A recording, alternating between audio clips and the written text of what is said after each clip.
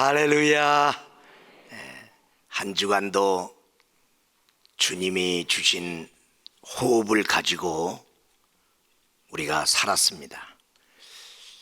또 이제 새로운 한 주간 또 우리가 맞이하는데, 지난 한 주간 동안에 기도 행진 두 번째 주간 하면서 특별히 기도원 순례 기도 투어를 2박 3일 7군데의 기도원을 돌면서 집회하고 기도하고 서로 주 안에서 교제하는 시간을 계속 가졌습니다.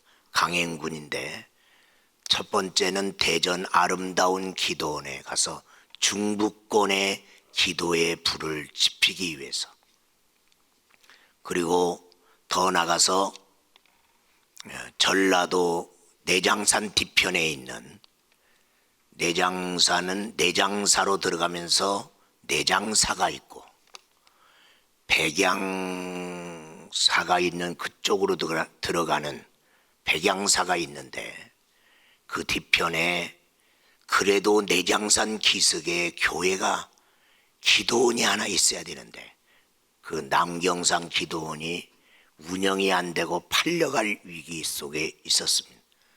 국립공원 안에 있는 기도원, 저거 살리자. 그래서 남경산 기도원이 이제 새로 구입되고, 거기에 능력바위가 있는데, 하여튼 기도원마다 정말 하나님의 살아계심의 역사가 기도원 역사 속에 있더라고요. 70년 됐는데 망한 사람이 와서 다시 회복되어 흥하고, 죽을 병 걸려갖고 온 사람이 거기에 와서 살고, 내장산 등산하러 올라오다가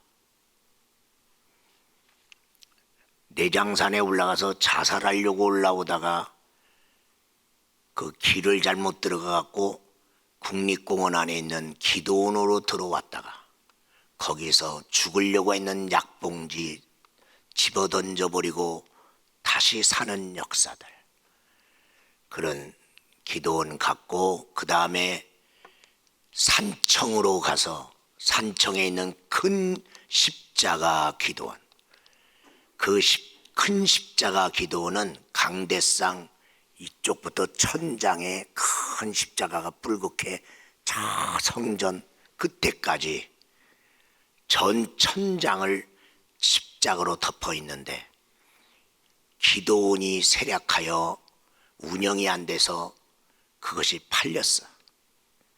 경매로 팔려갖고 그 기도원이 불교 용품을 전시하는 전시장으로 전락된 것을 목사님이 보시고 너무나 가슴이 아파서, 하나님이 아파하겠다.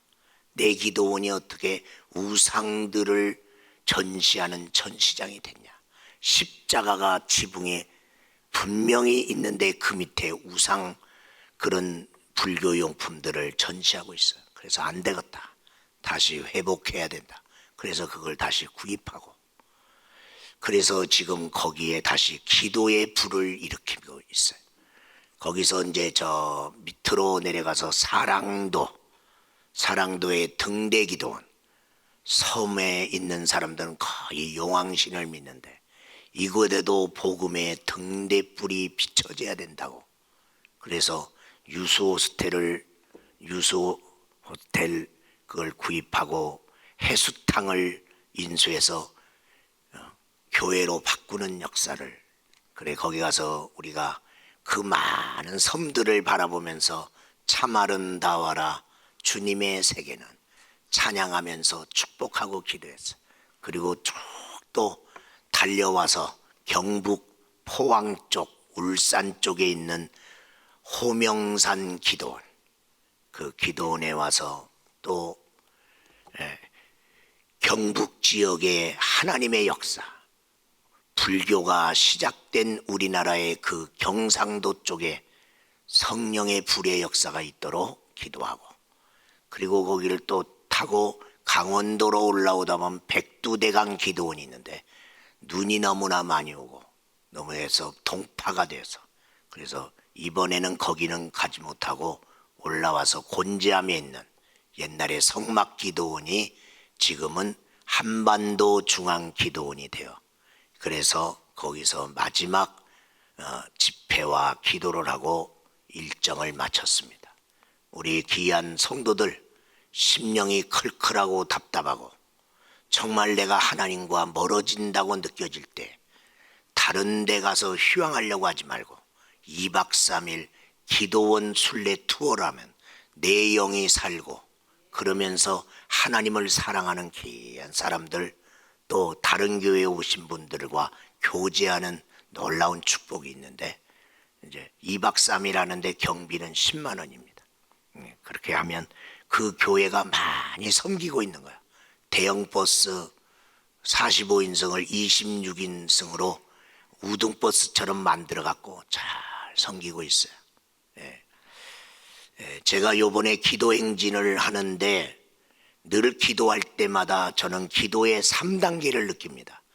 첫 주간에는 오살리 기도원에서, 그리고 지난 주간에는 오살리 기도원과 그 기도원 투어, 두 번째, 이제 요번 주간에는 세 번째 주간이 되는데, 첫 번째 기도할 때는요, 내가 기도하러 올라오기 전에 들었던 사람의 소리, 여러 가지 염려하고 걱정하는 세상 걱정, 이 소리 저 소리에 기도의 잡음이 있어. 그래서 첫 주간은 기도의 잡음을 잡는 그런 기간입니다. 왜냐하면 잡음이 있으면서 기도에 집중할 수 없어요. 여러분이 기도 안 하다가 나도 기도해봐야지 하고 기도하러 나오면 기도가 안 되거든요. 기도하려고 나왔는데 기도가 안 돼. 그런다고 기도를 멈추면 안 돼요. 그 단계 넘어가면 기도가 터져요. 그래서 두 번째 주간으로 들어가면 산 중턱에 올라간 사람처럼, 밑에 산 밑에서는 이 소리 저 소리 장사치 소리, 차 타고 내리는 사람, 차 타고 가는 사람, 이런 잡다한 소리가 있지만은 산 중턱으로 들어가면 새소리, 바람소리, 시냇물 소리, 다람쥐가 오고 가는 그런 장면을 보는 것처럼 조용하면서도 좋단 말이죠. 기도의 2단계에 들어가면 말씀이 들리기 시작하는 거예요. 이제 다른 소리 안 들리고 주의 음성 들리고 주의 성령의 임재를 느끼고, 아, 이런 맛으로 기도하는구나. 그러면서 이렇게 하나님의 그 어루만짐을 거기서 힐링이 되기 시작합니다. 이제 하나님의 손길이 느껴지기 시작합니다. 그런데 기도의 3단계, 거기에서는 마귀를 만납니다. 마귀와의 싸움입니다. 기도하다가 마귀를 만났다. 그 3단계로 올라가는 때 온 걸로 아세요. 거기서 못 이기면 정상에 못 올라가. 기도의 정상에 그 싸움 이기고 올라가면 거기서 환희가 터져. 기도가 팍 로켓처럼 터져 나오고 화산이 폭발하는 것처럼 막 소리가 그냥 꽉 터지는 거야. 막 어디서 왔는지 하나님의 큰 기쁨이 막 몰려오는 거야. 그리고 정상에 서면 저 건너편이 보이는 거예요. 저 건너편에 바다가 보이고 산이 보이고 마을이 보이고, 올라오기 전에 보이지 않았던 게 보이는 거예요. 기도하면서 하나님이 새로운 비전을 보여주는 거예요. 그리고 하나님이 저걸 보게 하려고 날 여기 올라오게 했구나. 그때서야 왜 기도하라는지를 아는 거예요.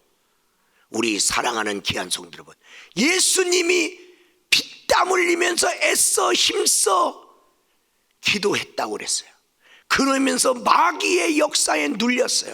그런데 천사가 와서 도왔어요. 그러면서 기도로 승리했더니 원수가 오든 제자들이 도망가든 흔들림 없이 십자가의 사명, 십자가 바라고 올라가서 구원 역사 이룬 것처럼, 여러분 해년마다 바쁘지만은 먼저 하나님 앞에 엎드리는 시간, 기도 행진을 하는 이유는 앞으로 살아가는데 흔들림 없이 승리하려고, 이미 싸움은 기도의 자리에서 끝나는 거예요. 여기서 이기면 금년 내내 승리의 전리품을 취하는 날마다 달마다의 삶이 시작된단 말이죠.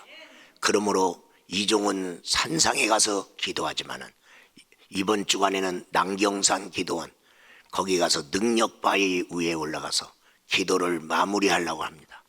여러분은 또 있는 처소에서 새벽마다 아니면 낮에 아니면 저녁에 같이 기도에 동참 기도를 해서 함께 우리 1월달 기도로 승리함으로 금년에 여러분의 형통한 무슨 일을 만나든지 형통한 승리의 전리품을 취하는 그런 한 해가 되기를 주의 이름으로 축원합니다.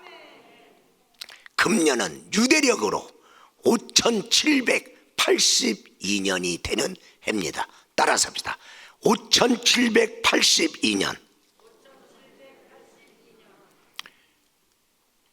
2020년이 들어오면서 5780년이 되었습니다. 유대력으로.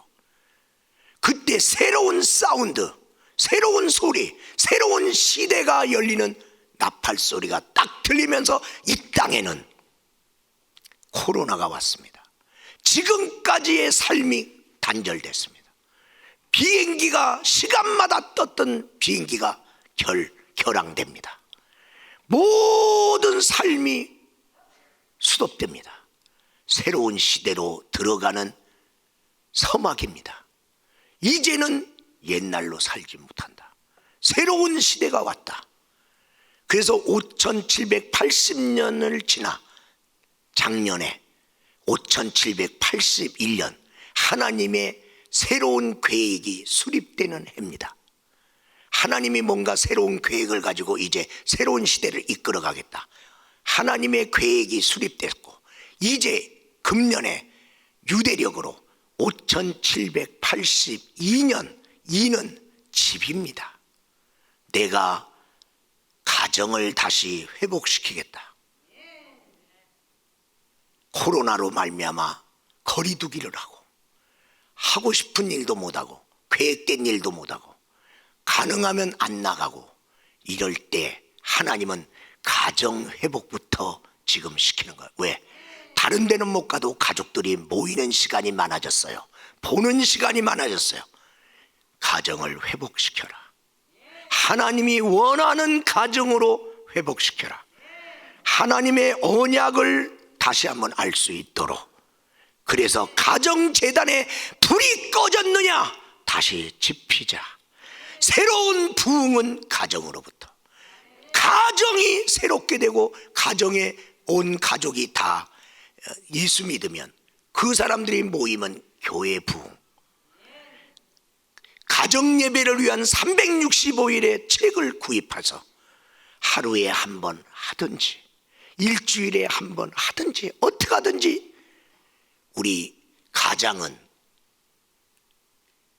가정의 제사장입니다. 제가 오늘 인생은 집을 짓는 건축자라는 제목을 가지고 기독교 세계관 4번째 시간에 주일 예배를 드립니다. 우리가 기억해야 될 것은 우리가 서론적으로 말씀드리면 우리는 어떤 세계관의 토대 위에 우리 가정의 집을 짓고 살아왔느냐. 부모라고 하는 가정제사장이 어떤 세계관을 가진 가장이냐. 이 가정은 세계관의 선점의 장입니다. 여기서부터 출발합니다. 잠언서 22장 6절에는 말하고 이를 마땅히 행할 길을 아이에게 가르치라. 그리하면 늙어도 그것을 떠나지 아니하리라. 바로 여기서부터 세계관을 배우는 거예요. 여러분이 세계관이라는 말을 많이 안 들었지만은 이것은 성경에 나와 있는 하나님이 정리된 그 하나님의 관점을 얘기하는 건데, 나도 모르게 하나님이 기뻐하든 안 기뻐하든 이런 세계관이 가정에서 누구를 통해서? 부모를 통해서. 그러니까 부모가 다른 어떤 종교를 가지고 있다. 그러면 그 종교로 자연스럽게 자녀가 그걸 받게 되는 거죠. 자연스러운 거죠. 내가 태어난 가정의 환경, 부모의 세계관대로 자녀는 그 선글라스를 끼는 거죠. 부모가 끼고 있는 걸 이렇게 자녀한테 끼워주니까 자녀는 자라면서 계속 그 안경 가지고 보게 되는 거죠. 그래서 무신론적인 그런 안경을 가진 집에서는, 세계관을 가지고 있으면 자연스럽게 자녀들도 하나님을 인정 안 하는 사람이 되는 거고, 샤머니즘적인 세계관, 범신론적인 세계관을 가지면 자녀들도 그렇게 가는 거죠. 그러니까 부모가 얼마나 중요하냔 말이야. 부모가. 응?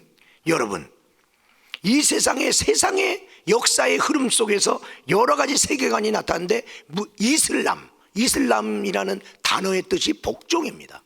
이슬람의 세계관을 갖고 있으면요, 무조건 복종하는 거예요. 강요되고 억압받는 거예요. 이게 무슬림의 삶이야. 왜? 이슬람의 세계관을 갖고 있으면 그들은 당연히 억눌려 사는 것이 자연스러워요. 그 법대로 하지 않으면 그냥 인민재판처럼 죽는 거예요. 끝없는 윤회, 전생, 이생, 후생, 이런 얘기하는 거, 그 속에서 전생에서 못 깨달았으면 이생에서 더 깨달았고, 이생에서 못 깨달았으면 전생에, 후생에 가서 깨달아야지. 깨달음을 기다리는, 해탈의 날을 기다리는, 돌고 도는 불교와 힌두교에서 유래한 뉴에이지 세계관의 삶. 이 사람은 윤회설과 같은 그 세계관을 갖고 사는 거예요. 옛날에 남매 호롱개가 있었어요. 말도 이상하고 일본 말 그대로 하고, 그러니까 그게 현대적으로 그게 먹힐 수 있는 이름이 아니야. 그런데 그들이 이름을 바꿉니다. SGI. 그러니까 세련돼 보여. 영어로 나와. 그러니까 글로 들어가면 똑같아. 남무 호롱개예요. 이름만 바꾼 거예요. 뉴에이지 세계관. 세련돼 있어요? 그거 범신론적인 거예요. 잡신 섬기는 그 신의 영향받은 세계관이 뉴에이지 세계관이에요. 그리고 무신론자적인 삶, 하나님 없다, 모든 건 우연히 만들어졌다, 우주도 우연히 만들어지고 생명도 우연히 이렇게 하다 보니까 만들어졌다, 진화도 이렇게 하다 보니까 진화됐다, 역사도 우연히 이렇게 만들어서 흘러가는 거다. 누가 주관하는, 역사의 주관자 하나님, 그렇다는 거 없다. 이게 인본주의, 공산주의, 포스트 모던주의 같은 무신론적인 삶을 살게 만드는 것이죠. 그러나 성경적인 세계관은 뭡니까? 하나님이 인간을 하나님의 형상으로 만들어서 하나님의 어떤 목적을 가지고 이 땅에 태어나게 했다.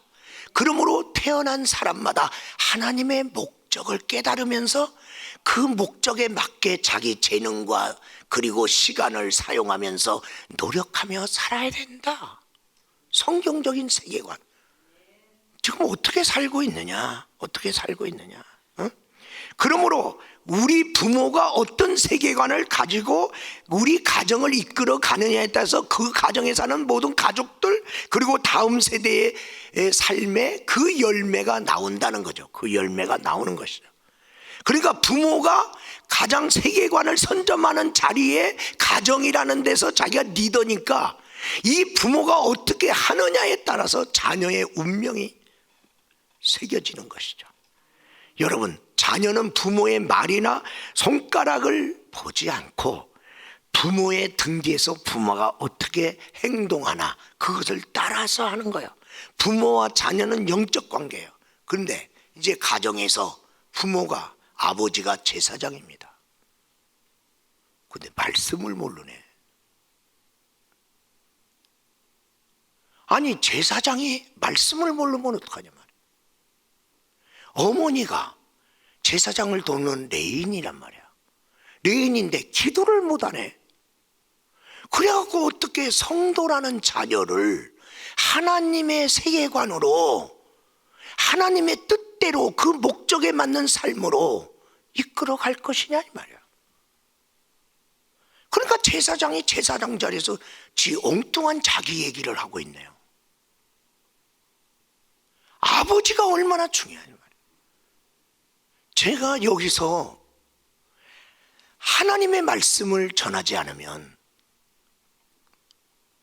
내 소리를 할 수밖에 없단 말이죠. 학교에서 그 학생들의 종교적 배경을 이렇게 설문조사했더니 25%에서 30%가 기독교 가정이라는 거예요. 아, 기독교 배경이 있네. 아, 그렇구나. 그러면 하나님을 진짜 믿는 사람, 신앙의 전체성을 물어봤더니 5%로 떨어지는 거예요. 자기 가정은 기독교 가정이래. 그럼 10가정 중에 2~3가정이 기독교 가정이라고 애들이 말을 했어요. 그럼 많은 퍼센트지란 말이죠. 그런데 너는 믿냐 그랬더니 저는 안 믿어져요. 5%로 떨어진 거야. 여러분, 우리의 자녀들이 어렸을 때 우리를 따라서 믿음 생활했어요. 근데 커서는 안 해. 왜? 어렸을 때 우리가 강요하면 안 돼요. 막 억박하면 안 돼요. 그러면 걔가 머리가 커지고 힘이 자라면 어렸을 때는 눌려서라도 오죠.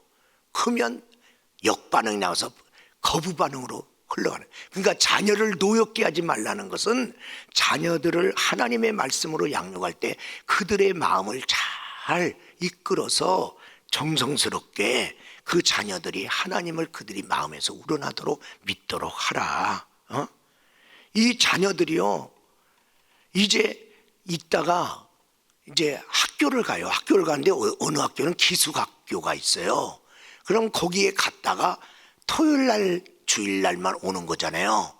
그 기숙학교에 가면서 부모를 떠나, 신앙의 부모를 떠나서 이제 간단 말이에요. 그럼 거기 안 믿는 애들하고 있는데 신앙 실종돼요. 또 이 대학 입시가 왔어요. 그 입시가 오면요, 부모부터 말을 해. 믿음 있는 부모가, 야, 입시가 너무나 중요하고 네가 원하는 대학교 들어가니까 그동안에는 그냥 예배 잠깐 쉬고 대학교 갔다 와서 열심히 믿어라. 그래요. 그래, 그렇게 하기로 했어. 그래서 신앙을 이제 예배 드리는 주일날 예배를 면제받았어. 부모가 그렇게 인정해. 그리고 대학교 들어가서 예수 잘 믿으라고 그랬는데 그때부터 예수 안 믿네요. 신앙의 필요성을 잃어버렸어요. 그리고 학교 교육을 갔더니 진화론을 가르쳐. 그 진화론의 영향으로 교회에서 하나님이 세상을 창조했다는 말은 옛날 고리짝에 호랑이가 담배 피는 얘기 같이 옛날 얘기로 들리고 전설 얘기로 들리고, 진화론은 굉장히 뛰어난 현대적인 교육처럼 느껴졌고 얘가 하나님을 부정하네요. 또한 대학교 들어갔더니 세상 풍조, 야, 남자가 그래도 술 담배는 해야지, 야, 카바레도 가고 말이야, 우리가 디스코장에 가서 춤도 춰야지. 세상 풍조에 밀렸어요. 무신론적인, 내가 존경하는 교수가 무신론이네. 그리고 내가 존경하는 선배가 또 나를 사랑하고 날 잘 끌어주는 선배가 무신론이네. 그들 영향받아서 이제 신앙을 잃어버려요. 우리 군대 가서 이제 뭐 1년 6개월 정도로 이제 병역 의무가 이제 낮아졌는데 군대 갔다 오니까 믿음 잃어버려요. 이런 식으로 우리 다음 세대가, 가정제사장이 이 가정 안에서 신앙교육을 하는, 유대인의 힘은 뭡니까? 가정입니다. 그 가정은요, 쉐마 공동체입니다. 들어라. 그래서 신명기 6장 4절에서 6절에는 부모가 하나님의 마음을 다하고 뜻을 다하여 하나님 사랑하라. 그리고 말씀을 마음에 새겨라. 그러니까 그들의 입에서는 하나님의 말씀이 나가죠. 그리고 7절에서 9절 보면 그것을 너희 자녀들에게 부지런하게 가르치면서 문지방에도, 그리고 이마, 미간에도, 그리고 손목에도 이렇게 말씀을 붙여놔라. 여러분, 우리 자녀들 어렸을 때부터 교회 갑니다. 그러면 부모가, 야, 헌금이다. 헌금 주면서, 헌금만 주면 이걸로 까먹고 싶은 마음이 막 오잖아요. 헌금만 주지 말고 용돈도 주면서, 이건 용돈, 이건 하나님께 헌금하는 거야. 그리고 주일날은 용돈을 2배로 주세요. 그래야 주일이 좋은 것이야. 이렇게 생각하잖아요. 다른 날은 요만큼 주는데 꼭 주일날은 2배를 주네. 그래 주일이 얼마나 그리워지고 기다려지겠어요. 그래서 이건 너 까먹으면 안 된다. 용돈은 이거고 이건 하나님 이거 꼭 드려야 돼. 드려야지. 헌금 훈련 어렸을 때부터 안 시키면 얘가 헌금할 줄을 알겠어요. 설날이 왔어요. 설날이 왔으면 이제 설날에 세뱃돈이 있는 어른들이 이제 자녀들의 돈 주면 야 11조 떼야지. 11조 그거 떼야 돼요? 하나님께 드려야지. 그리고 야 네가 써 11조 봉투 갖다가 야 네가 거기다 쓰되 하나님 앞으로 내가 100억을 11조 드리게 하여 주옵소서. 그렇게 써. 다 가르쳐주는 거예요. 그러면요 얘가 커서 부모 돈으로 헌금하던 애가 성장해서 직장 가면 자기가 직장에서 벌은 돈 가지고 11조 냅니다. 누가 가르쳐요? 누가 가르치냐고. 누구한테 여러분의 자녀를 맡기고 자기는 그냥 아무렇지도 않은 것처럼 합니까? 우리 사랑하는 여러분, 마르크스주의자들이 문화를 패권을 잡으려고 그랬어요. 1차 세계대전, 2차 세계대전 지나가는데 이들이요 슬펐어요. 왜? 마르크스주의가 최고의 주의라고 생각했어요. 그래서 그 주의를 가지고 공산국가가 생겼어요. 그러면 세상이 다 공산국가 될 줄 알았어요. 근데 공산국가 안 되네. 사람들이 공산주의를 안 받아들이네. 그리고 나중에 경제 실패까지 했어요. 아니 왜 이들이 마르크스주의를 안 따라오지? 이게 최고의 주의인데. 그래서 그들이 연구했어요. 연구해 보니까 서구의 기독교 바람이 확 지나갔잖아요. 서구의 기독교 세계관이 깔려 있는 거야. 그래서 기독교 세계관의 성윤리, 기독교 세계관의 가정, 결혼관, 그러니까 자기들이 말하는 걸 쟤들이 잘 안 받아들여. 그래서 그들이 네오 마르크시즘 주의자가 나오면서 그 다음 마르크주의자들이 나오면서 1차적인 공격 목표 기독교다. 기독교부터 깨트린다. 그러면서 기독교에 가지고 있는 성윤리를 깨트리기 위해서 그들이 68 혁명을 제청합니다. 모든 금지 조항을 해제하라. 해체주의가 나오기 시작하는 거예요. 그러면서 뭘 남녀가 만나갖고 뭐 둘이만 그딴 게 어디서 내가 좋으면 무조건 해. 남자끼리도 하고 얼마 성개방주의로 막 나간 거예요. 그런데 이게 먹혔어요. 어떻게 먹혔냐? 청소년들은 성에 대한 호기심이 있잖아. 성에 대한 유혹이 있잖아. 이런 다음 세대부터 그들에게 끌려가 왔고요. 성의 자유화, 구속받지 말고 자유하라. 그 자유 속에 성의 자유화가 있어요. 그 자유로 인해서 그래서 그로 인한 타락이 어떻게 왔냐? 생명의 파괴로 낙태가 막 일어나는 거예요. 낙태. 막 무자비라 했다가 잘못 임신하니까 또 낙태하러 다니고 막 이제 이렇게 된 거예요. 그 다음에 가정의 파괴로 이혼이 일어나기 시작하는 거예요. 우리 기독교 결혼관은 뭐예요? 두 사람이 짝을 이루어 하나님이 이루었으니 나누지 못할지니라. 기독교 이 결혼관은 어떻게 하든지 이 결혼을 지키라, 약속을 지켜라 이러고 사는 거예요. 그런데 이들이 이걸 깨버린 거예요. 아니 마음에 안 드는데 왜 같이 살아? 마음에 안 드는데 너 네 인생 한 번 사는 거야. 어떻게 마음에 안 드는 사람하고 계속 사냐? 야, 그딴 거 없어. 네 인생을 위해서 너 또 결혼해. 또 결혼해. 또 결혼해. 그래서 막 여러 가정이 쪼개져 갖고 얘는 누구 아들인데 얘는 누구 딸인지도 몰라 막 섞여 갖고. 왜? 부모라는 사람이 두세 번 결혼해 봐요. 얘는 누구 아들이야? 가정이 파괴됐어요. 그리고 그 파괴된 가정에서 몰려 나온 애들이 집단 생활하면서 잘못된 동성애를 경험하면서 악순환을 낳기 시작했다는 거예요. 여러분, 북한은 남한 일주일이면 저 밑에 가갖고 남한 먹는다고 그랬어요. 근데 6.25 사변 때 절호의 기회인데 놓쳤어요. 그 다음에 어떻게 하든지 막 남한을 하겠는데 안 되는 거예요. 허물렁한 것 같고, 남한에서도 뭐 독재도 있었고 막 이게 정변도 있었고 여러 가지 있는데 정복이 안 되는 거예요. 월맹은 월남을 먹었는데 왜 대한민국은 못 먹냐?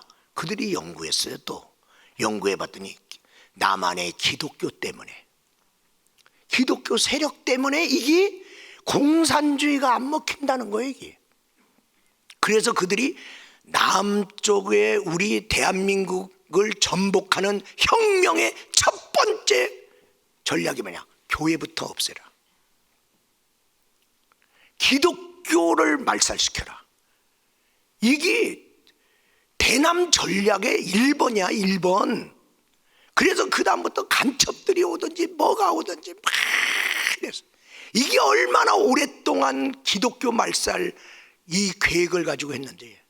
코로나가 왔어요. 코로나가 어디는 안 가. 교회도 올 수도 없고. 근데 왜 매스컴은 맨날 교회만 두드려 패? 기독교 해체주의의 전략입니다. 딴 사람들은 그거 당연해. 저 교회 나쁜 놈들.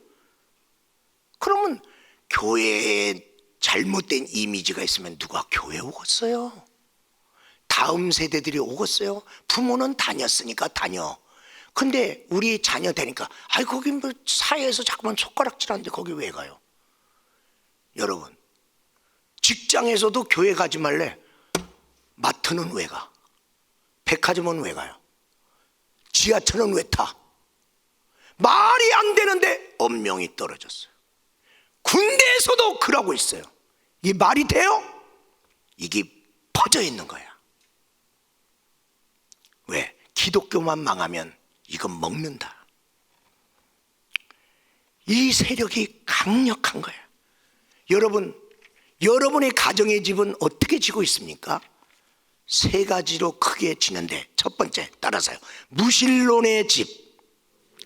무신론의 집. 시편 14편 1절 보면 뭐라고 말씀하고 있냐면, 어리석은 자는 그 마음에 이르기를 하나님이 없다는도다. 그러니까 그 사람이 학박사든 유명하든 뭐 존경스럽든 성공한 사람이든 하나님은 뭐 없어. 뭐 그런 게 어디 있어. 자기가 자기 인생 사는 거요. 그 사람은 하나님이 어리석다고 딱지 붙여버렸어요. 이 무신론의 사람은 하나님이 없잖아요. 자기가 있잖아요. 그러니까 자기 인생 자기가 집을 져. 자기가 계획하고 어떻게 질까, 그리고 자기 노력, 자기 그 모든 지식을 다 동원해서 자기가 노력해서 자기가 힘을 써서 자기의 행복의 집을 짓는 사람, 무신론의 집이야. 열심히 져요. 열심히 내가, 왜? 내 인생인데 내가 살아야지. 그러고 사는데 그게 성취되면 자아도취. 열심히 했는데도 안 되면 절망. 그것이야. 왜? 내 인생 내가 사는데 내 힘으로 안 되는데 어떻게 해? 절망해야지. 거기서 다른 방법이 없어. 왜? 내가 힘이 모자란 걸 어떻게 해? 그래서 늘 자기 생각이 뭐냐, 내 능력이 뭐냐, 내가 가지고 있는 힘이 뭐냐, 지혜 뭐, 그러다가 자기 한계 속에서 좌절한 거예요. 여러분, 내가 열심히 내 자녀들을 성공시켜야지. 내가 원하는 자녀 만들어야지. 그래서 학교도 보내고 좋은 학교도 보내고 막 좋은 선생도 붙여주고 막 열심히. 그러면 자기가 원하는 자녀가 될 줄 알았어. 그랬더니 이놈이 어긋나가는 거야. 그때 내 수고가 무너졌을 때 그냥 허망한 거야.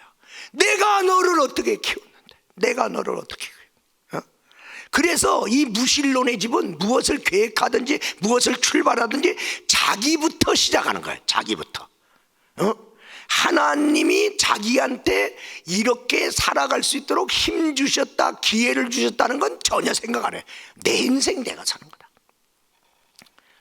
그러면 이런 사람이 자녀에게 무슨 말을 하겠어요?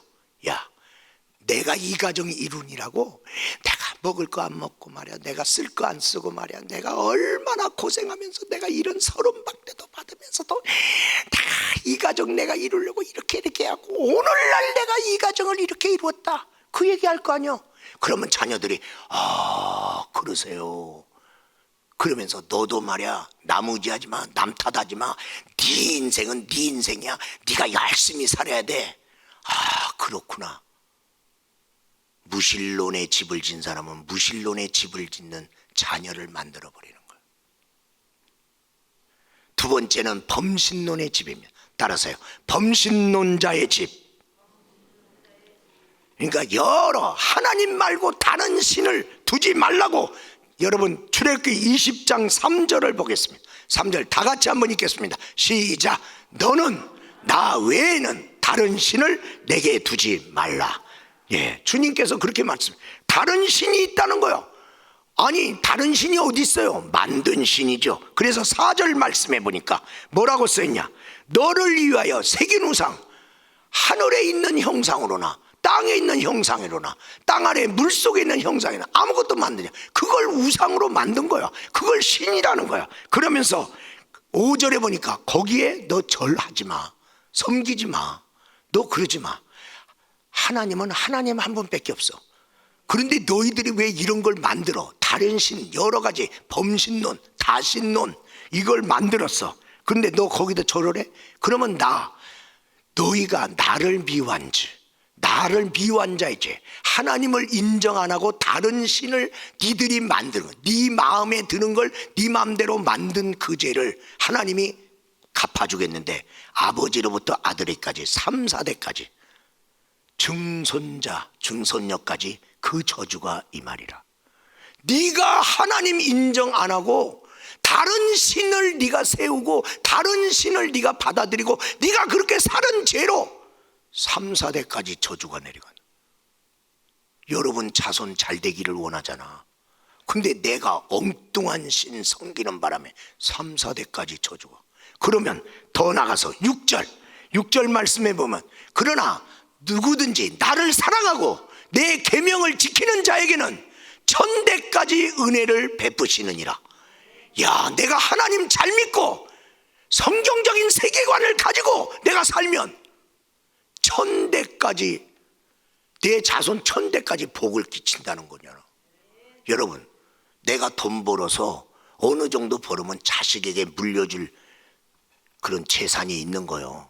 그리고 좀 더 많이 벌면 손자 때까지는 그래도 내가 벌은 돈으로 너 먹고 살겠다, 그 정도 아니겠어요? 그런데 하나님 잘 믿고 살면 너 1000대까지 네 자손이 복을 받아요. 여러분, 왜 이런 복의 길을 놓치고 이걸 안 해? 아니, 자녀가 잘 됐는데 1000대까지 잘 된다는데 너 잘 믿고 하나님 사랑하고 계명을 지키면, 오늘 여기 말하잖아. 하나님 말씀을 듣고 행하는 자와 듣지 않고 행하는 자를 어떻게 되는지 너희들은 이와 같으리라고. 그 밑에 집을 짓는 자 얘기하잖아. 흙 위에 집을 짓는 자, 모래 위에 집을 짓는 자, 반석 위에 집을 짓는 자를 여기 얘기하고 있잖아요. 그런데 이런 범신론, 이것은요, 귀신이 지어준 집을 배당받고 사는 거예요. 자기가 집을 안 져요. 귀신이 집을 져갖고, 야, 너는 이거 가져, 너는 이거 가져, 너는 이거 가져, 넌 그리고 그렇게 살아. 이게 뭡니까? 이게 팔자론입니다. 운명론, 팔자론. 범신론의 자들의 집은 귀신이 정해준 대로 살아. 너는 아이고, 나도 열심히 사는데 나는 왜 가난한지 모르겠어. 가난한 팔자를 타고 나서 그렇지 뭐. 그런 말을 들어본 적 있나요? 아유 나도 훌륭하게 되고 싶은데 나는 이렇게 팔자가 그래서 그래. 할 수 없어. 팔자가 그런 거야. 아이고 자식복도 드들이 없네. 나는 왜 자식복도 없는 팔자를 타고났는지 몰라. 그 말이 무슨 말이야? 범신론의 세계관을 갖고 있기 때문에 그 소리가 나오는 거예요. 자식복도 없는 팔자를 타고나서 자식복도 없구나. 자식을 잘 길러서 자식이 잘 되는 것을 볼 생각을 안 해. 이제 팔자 타령만 한 거예요. 왜 나는 왜 이렇게 남편복도 없나. 아이고 남편복도 없는 이 팔자. 그러면서 그 팔자를 따라서 그 남편하고 그냥 살아. 귀신이 정해준 대로 살아. 팔자대로 운명대로. 바꾸려고 안 그래. 여러분 근데 팔자를 바꾸고 싶으네. 그럼 이 사람들이 뭐 하냐? 구슬하는 거죠. 굿하고 제사를 지내. 벅차. 왜? 귀신이 감동받을 제사, 귀신이 좋아할 만한 굿을 크게 대굿을 하고, 굿을 비나이다 비나이다 나 팔자 좀 고쳐주세요, 팔자 좀 고쳐주세요. 그래갖고 팔자를 좀 바꿔. 그러니까 귀신을 못 떠나. 이 범신론 사람은요 자기 맘대로 하는 거 하나도 없어. 왜? 팔자대로 살아야 돼. 그러니까 얘는요, 야 우리 자녀들하고 돈을 벌었어. 야 살고 싶은 데가 있어. 너희들 어디서 살고 싶냐. 그래서 거기 알아봤더니 아이고 시냇물도 오르고 전망도 좋고 좋게 집을 짓는 데가, 저 집을 사면 좋아요 좋아요 잘 나왔더니, 그래서 무당한테 가서 우리가 이렇게 했었잖아요. 거기 가면 안 돼. 거기 가면 큰일 나. 안 갑니다. 왜? 귀신이 가지 말라잖아. 그래 안 가. 집을 오랫동안 싸다 보니까 아이고 집 좀 수리 좀 해야 돼. 그래서 수리를 했는데 그 석가래는 건드리지 말아라. 그러면 석가래 못 건드려. 못 건드립니다. 왜? 귀신의 팔자대로 살아야 되니까. 자기 맘대로 못하는, 못 하나도 제대로 못 박는. 그리고 이사를 가려고 그러는데 좋은 날짜 그냥 가면 되잖아. 이 날짜 가도 되나요? 가서 물어보고 가야 돼. 동쪽으로 가야 되나요? 서쪽으로 가야 되나요? 참 기가 막힌 인생들을 삽니다. 자기가 집을 짓는 게 아니라 자기 신이 지어준 집에서 꼼짝없이 자기 팔자대로 살아. 그렇게 살으니까 얼마나 답답하고 답답해. 그러면서 이 팔자를 갖고 있는 부모 세계관을 가진 사람이 자녀들에게 뭐라는 줄 알아? 야 내가 가서 점 쳤는데 요번 달에는 너는 해외를 가지 말아라. 너 해외 가면 큰일 나. 왜? 귀신이 그랬다는 거예요. 여러분은 이렇게 인생의 집을 짓고 이런 세계관을 가지고 자녀를 기르고 있습니까? 세 번째는 하나님의 신앙의 집입니다. 하나님을 믿는 신앙인의 집, 성경적인 세계관을 가진 부모. 시편 115편 12절에서 15절의 말씀을 한번 보겠습니다. 다 같이 한번 합독하겠습니다. 시작. 여호와께서 우리를 생각하사 복을 주시되 이스라엘 집에도 복을 주시고 아론의 집에도 복을 주시며 높은 사람이나 낮은 사람을 막론하고 여호와를 경외하는 자들에게는 복을 주시리로다. 여호와께서 너희를 곧 너희와 너희 자손을 더욱 번창하게 하시기를 원하노라. 너희는 천지를 지으신 여호와께 복을 받은 자로다. 아멘. 하나님을 경외하는, 오늘 여기 누가복음 우리 6장 48절에 보면 뭐라고 써 있어요? 집을 짓되. 하나님이 집을 져요? 아니잖아요. 네가 집을 져라. 집을 짓되 깊이 파. 그리고 추추를 반석 위에다 놓고. 그래서 잘 지었기 때문에. 누가? 네가. 하나님은 우리에게 자유의지를 줬어요. 네 인생 네가 잘 살아. 하나님이 기회를 주노라, 지혜를 주노라, 능력을 주노라. 잘 살아. 그거 가지고 잘 살아. 잘 살으라잖아. 그러면 우리 가정을 어떻게 만들까? 가정 예배를 드려야 되겠구나. 우리 가정을 어떻게 세울까? 우리 자녀들을 어떻게 세울까? 네가 져. 내가 짓는 게 아니야. 네가 져. 네가 지는데 네가 지혜가 부족해? 나한테 물어봐. 하나님이 지라고 했는데 하나님 이렇게 져도 될까요? 물어보면서 코치를 받으면서 하나님 이거 지려고 그러는데요, 돈이 내가 얼마큼밖에 없는데 얼마는 좀 부족하네요. 하나님 이거 하나님 좀 도와주셔야겠네. 하나님의 도움을 받으면서 짓는 건 내가 지는 거야. 근데 하나님의 뜻대로 듣고 행하는 자는 어디에다 세운 자? 반석 위에 세운 집과 같으리니. 집을 짓는데 반석이요. 반석은 내가 만든 거 아니에요. 하나님이 반석이요. 그 신앙 위에다 내가 그냥 내 집을 쳤는데 그 하나님의 뜻 가운데, 하나님을 믿는 믿음 가운데 쳤더니 오늘 여기 모든 집에 탕류가 왔어요. 탕류가 왔어요. 여러분, 우리의 삶의 환경은 똑같아요. 안 믿는 집이나 믿는 집이나. 코로나가 왔어요. 아니 교회도 오고 안 믿는 사람도 오고 이런 장사하는 사람도 오고 다 오잖아. 다 왔는데 그걸로 인하여 타격에서 무너진단 말이에요. 다른 세력이 오면 막 무너지는 집이 있는가 하면 반석 위에 세운 집은 능히 요동치 못하리로다. 할렐루야. 그것이 무너뜨리려 하나 왜 안 무너지냐 저 집은. 아니 뭘 특별한 재료를 썼나? 아니 재료 문제가 아니라 주초야. 하나님을 믿는 성경적 세계관 위에다가 세웠어. 하나님 우리 가정 지켜주세요. 그러니까 하나님이 지켜주니까 안 무너졌지. 하나님이 우리 가정 복 주세요. 그러니까 아까 이스라엘 집에도 이 집에도 복을 준다잖아요. 하나님이. 응? 그 하나님이 역사한 거예요. 일본 집은요 내진 설계를 해야 돼요. 거기는 지진이 많이 나와. 그러니까 내진 설계를 해야 준공 허가가 떨어져. 그런데 어떻게 하고 그 설계를 잘 안 해놨는데 그러니까 어떻게 이제 집을 쳤어. 근데 지진이 왔네요. 무너지죠. 내진 설계한 집은 지진이 와도 안 무너지죠.